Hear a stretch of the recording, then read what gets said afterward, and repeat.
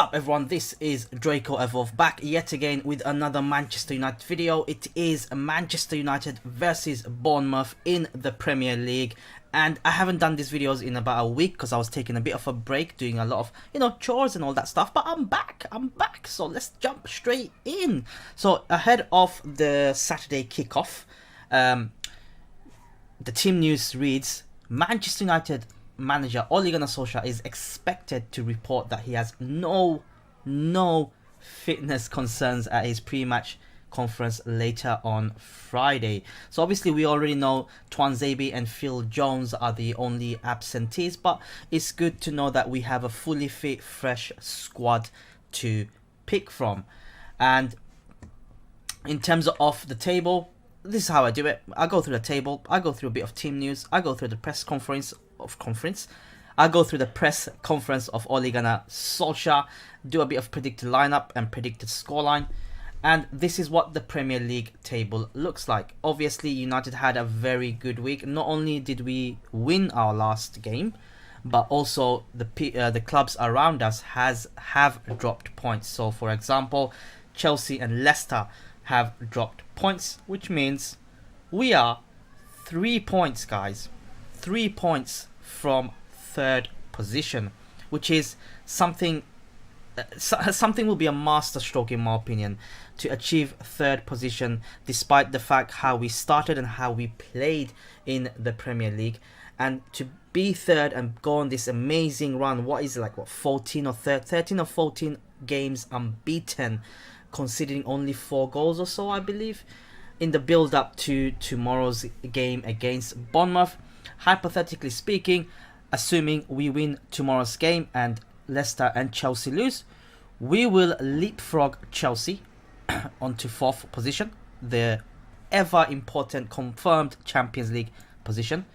We will be level on points with Leicester. However, Leicester do have a superior goal difference, so that's the only thing that they will be held. We will be held behind against them. In terms of Leicester's form, it is quite encouraging for Manchester United, because in the last 5 games in the Premier League, they've only won once. Chelsea, they've won 3 times, drawn once, lost once. We have drawn twice, won 3 times. So out of the 3 teams, we are in great form, assuming that we win tomorrow. Now, we must also kind of look at what's happening just below us, because we got Wolves who are behind us only by goal difference. They are also in an effect, they are in better form than us. As you can see in the last 5 games in the Premier League, they've only drawn once. So they are climbing the ranks. They are doing very well. So we need to be careful. If we lose tomorrow's game and Wolves win, excuse me, we will drop back to 6th position. And Sheffield United, who's kind of been having a shaky sort of last 5 games, you can see by their record over here, we've kind of created a gap between us and Sheffield United now. But it can all change in one game. If we lose and Wolves and Sheffield United will end up winning, then we're back to square one, where Sheffield United will be roughly 2 points behind us. So a lot to play for in the remaining 6 games in the season. You can see, ever since Bruno Fernandes has come in, and fair play to everyone else, but Bruno Fernandes has really changed our culture, you can say, our play and how we execute our play. He's demanding more of our players. Because of him, we've had the likes of Pogba stepping up to the plate, even though Pogba is a great talent himself. But if I was in Pogba's position, I would look at and say, you know what, I was the main man. Now it's this guy. I want to take back my mantle, which is always a good thing for Manchester United, obviously. Let's have a look at where Bournemouth is. Bournemouth is 19th in the league. We are at home, but we need to be very careful of this relegation team, because at this stage of the season, right, any club around here will be fighting tooth and nails to survive, which means they are going to come at us and they're going to give us a real game. I'll be very surprised if we came out and won by 3-4-0, although I would have loved to. But I think at this stage, with all the relegation teams battling for survival, players battling for potential contracts or a move away, they'll be performing to their optimal. Obviously, with the current form that United have been, I expect us to win comfortably, but you never know in this case. in terms of what Ole Gunnar Solskjaer had to say, he talked a lot about Mason Greenwood, and we'll get to that him a little bit.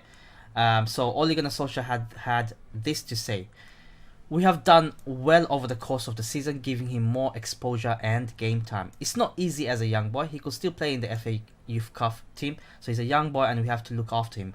But from the bench or when he starts, he's performing. He's developed fantastically this season, so the sky is the limit. It's up to him. He knows what he can do, should do, and must do to keep on playing and getting chances." So this is Mason Greenwood's this season game minutes. So he played 845 minutes, scoring 6 goals, assisting once, and obviously chances created 9. So in terms of what Ole had to say compared to Solskjaer himself, Mason is way ahead of what I was when I was 18, 19, that's for sure. He's got a knack of scoring goals. I don't really want to say anything different because it's natural for him, and it was what I felt I could do as well. He's brilliant boy to work with. He keeps on learning, keeps on making better and better decisions. So bit around Mason Greenwood, he's had a fantastic, return, and we all know how much of a talent he is. He's the next best thing coming out of the United Youth Academy. Unfortunately, for those of you who missed it, in terms of the news that's come out recently, is Angel Gomez has left the club on a free transfer despite being offered a new contract. And Greenwood has dedicated, and he has tweeted it out as well, his goal to Angel Gomez, as you can see with an A. Like, look, you can see Mason Greenwood is growing game by game. You can see he's working on his upper body. You can see he's got a very sort of Van Persie-esque sort of approach to his style of play, especially his left foot. Defenders do not know whether to turn left or right when he's running at you with pace.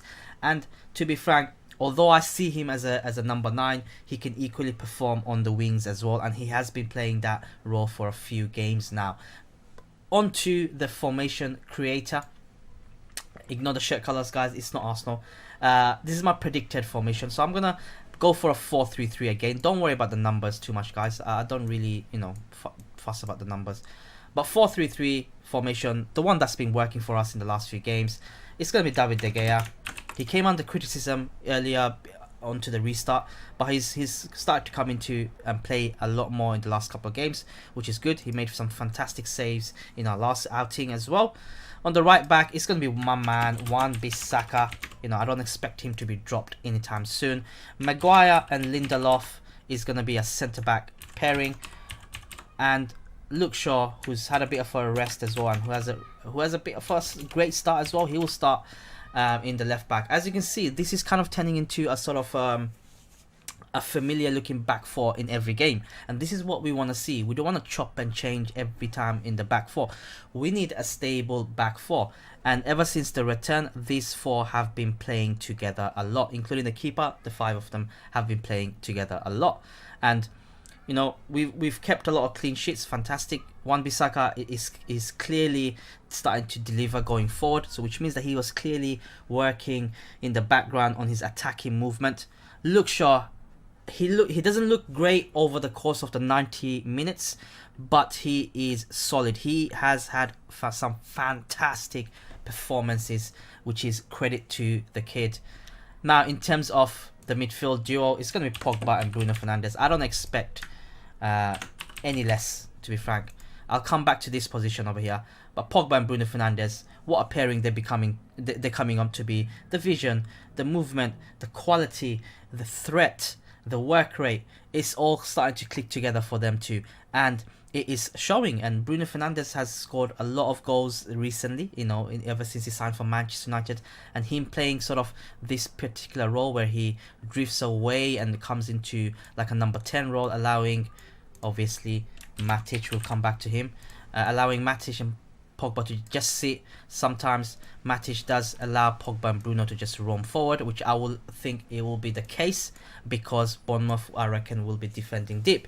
Talking about Matic, what a player he has been, especially the last few games. What a fantastic... He got a bit of a resurgence. Obviously, he had a lot of criticism going his way, but I think him coming in now as a proper CDM, and his know-how and experience of the game and his passing range, he just allows Pogba and Bruno Fernandes to go forward. Like, he'll just sit there protecting the back four, and Pogba and Bruno Fernandes could do a lot of damage going forward. He has been one of the standout performers for me personally over the last few games, especially since the restart. Whenever he has started, he has looked solid, and I am happy. I am actually happy for Matic. Yes, I've criticized him a lot in the past, and rightly so, but I reckon he's showing his worth at the moment. He's absolutely showing his worth at the moment. Now, if we can get an upgrade to Matic in the summer, it'll be great, but this is not the transfer show, don't worry. Up left, Rashford. Yes, he didn't have the best of starts. I think he's got a very slow start, but I expect him to start because there's nobody else, literally nobody else.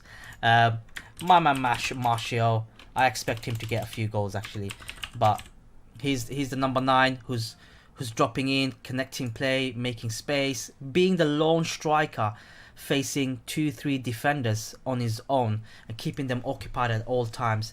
His off ball play is actually really good. If you study his play and see what he does, his off ball play is actually fantastic, and he can only get better.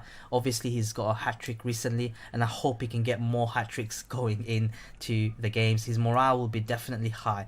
Now on the right side is obviously, it's gonna be Greenwood. I do believe Greenwood will start. He's such a great talent. He had some fantastic games this season so far, especially last few games where he's been on the field. He's been brilliant for us. He can dribble. He got the pace. He got the touch. He got the passing. He'll cut in. The goalkeeper won't know whether he'll shoot with his left or right. He's been really good, and he has clearly worked on his upper body, as I said during the lockdown. Dan James, for me, great talent, you know, and also a great kid, most importantly. However, he is a bench player, and that should be the case. He's a one-trick pony. Every single team has kind of figured out how he plays. It would be nice to bring him on in the last 20 minutes or so when the opponents are tired, and with his pace, he can cause havoc. For him to start matches, I think that's a bit much for him, as we've seen in recent times. But that's my predicted lineup, guys. Let me know your thoughts in the comments below, what you think of that. I think anything other than this, you know, Ole Gunnar Solskjaer needs to now think about the next 6 games. You know, you're in a position, Ole, to go and get the 4th spot at the very least. Get into the Champions League. Don't chop and change. This team has been doing great. Don't chop and change. You know, you got plenty of people that can come in and get match time, especially with 5 substitutions being made, so everyone can get match time. But start with this strongest lineup, get a couple of goals, then you can think about resting up players, and that should be the case. In terms of my score predictions, look, I think it's gonna be 4-0. You know, it's a big, massive score prediction, but Bournemouth at home, they're not in great form. We have no injury problems. Our team is firing on all cylinders. Morale is high. We're going for the Champions League spot. No injury problems. We're at home at Old Trafford. Come on, guys. It's 4-0. You know, let me know your thoughts in the comments below. What you think of the lineup and what your predicted scoreline is. As always, guys, I'll be back with the match review after the match tomorrow. I love you guys, and take care.